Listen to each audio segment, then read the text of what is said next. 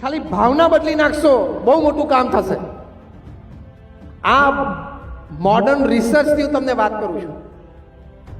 Doctor બર્ની સિગલ એક પ્રસંગ લખ્યો છે. આ બધાને એમને પ્રાઇમ ટાઈમ અમેરિકન ટીવી ઉપર શો રૂપે પ્રેઝન્ટ કર્યા છે. એક વ્યક્તિને ઢીંચણનો દુખાવો બહુ રહેતો હતો, લગભગ 2-3 વર્ષ સુધી રહ્યો. ઘણા બધા ડોક્ટર્સ પાસે એમને ટ્રીટમેન્ટ કરાવી, બટ ટુ નો એવર, એટલે મટ્યું નહીં. ન્યુયોર્કમાં અને લંડનમાં 2 ઓપરેશન કરાવ્યા, તો પણ ઢીંચણનો દુખાવો મટ્યો નહીં. પછી કોઈ એને કહ્યું કે તમે કોઈ સાયકેટ્રિસ્ટ પાસે જાઓ. તો કે આવું કંઈ ગાંડો નથી થઈ ગયો કે સાયકેટ્રિસ્ટ પાસે જાઉં, આ મને ઢીંચણનો દુખાવો છે. તો કે આ બધા ઓપરેશન ને દવા પછી નથી મટ્યું તો તમે જાઓ. અને સાયકેટ્રિસ્ટ પાસે ગયા, અને સાયકેટ્રિસ્ટ તો તમારો ઇતિહાસ બધો પૂછી લે, છેક છઠ્ઠીના ધાવણ સુધી બધું પૂછી લે, અને પછી નિદાન કરે. એમાં સાયકેટ્રિસ્ટે પૂછ્યું કે તમને કોઈ વ્યક્તિ પ્રત્યે રાગ દ્વેષ હોય, કંઈ ઈર્ષ્યાનો ભાવ હોય, તમારી લાગણી દુભાણી હોય, એનો તમને સ્ટ્રેસ રહેતો હોય, એવો કોઈ જીવનનો પ્રસંગ છે? ત્યારે આ વ્યક્તિએ કહ્યું કે હા છે. મેં મારા મોટા ભાઈને $5000 આપેલા, અને મારો મોટો ભાઈ ફરી ગયો કે તે મને આપ્યા જ નથી. એટલે અમારા સંબંધો અત્યારે ઓછા થઈ ગયા છે, અને મને સતત મનમાં એમ રહે છે કે મારો ભાઈ ફરી ગયો અને $5000 માટે. ડોક્ટર એને કહ્યું કે this is the reason of your ની પેઇન. ઢીંચણના દુખાવાનું આ કારણ છે. તો પેલાને આશ્ચર્ય લાગ્યું કે શક્ય નથી, એટલે ઊભા થઈને જતા રહ્યા.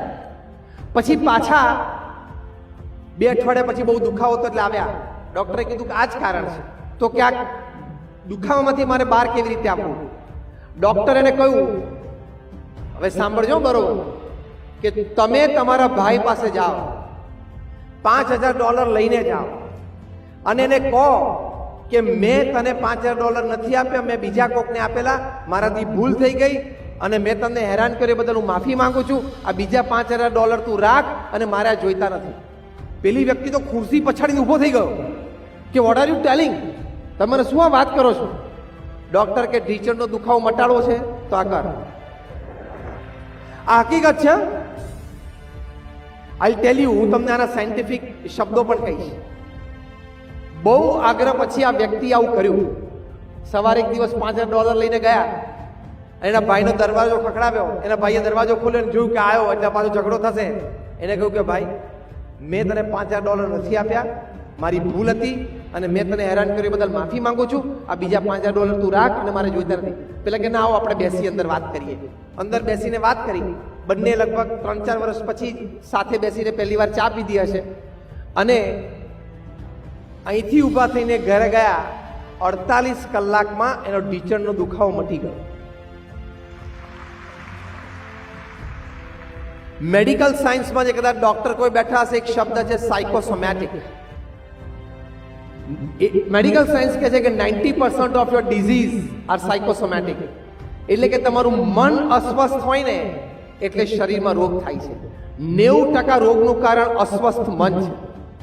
મન જો પ્રફુલ્લિત હોય તો આ 90% રોગમાંથી તમે બચી શકો છો. બ્લડ પ્રેશર, ડાયાબિટીસમાંથી બચી શકો છો.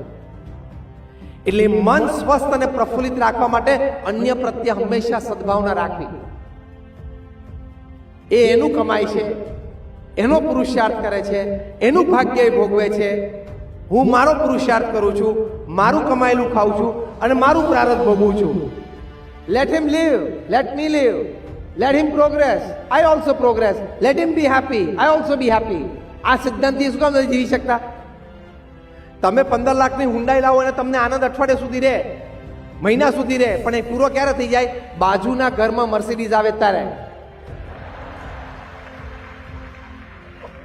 અને બાજુના ઘરમાં આવે ત્યારે તો પછી પણ જો શાળા બનેવીના ઘરમાં આવી ગઈ ને મર્ક, બહુ ઉપાધિ થઈ જાય.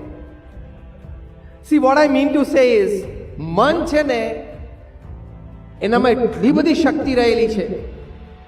ઘણા બધા સાયન્ટિફિક રિસર્ચિસ આની ઉપર થઈ છે, પ્રયોગો થયા છે. ટ્રેમેન્ડસ શક્તિ છે. એ તમારું ઇમોશનલ ક્વોશન્ટ તમે હાવ રાખો એટલે આજ પોતાની લાગણી, ભાવના, ઇમોશન્સને સમજવા, સામેવાળી વ્યક્તિની લાગણી, પ્રેમ, ઇમોશન્સને સમજવા અને પછી નિર્ણય લેવો, તો એનાથી બહુ જ મોટું કામ થાય છે. તો હંમેશા એક ભૂલી જવાની ભાવના, માફીની ભાવના, મોટા હૃદયની ભાવના, એનાથી એ બહુ જ મોટું કામ થાય છે. એટલે that is called emotional quotient.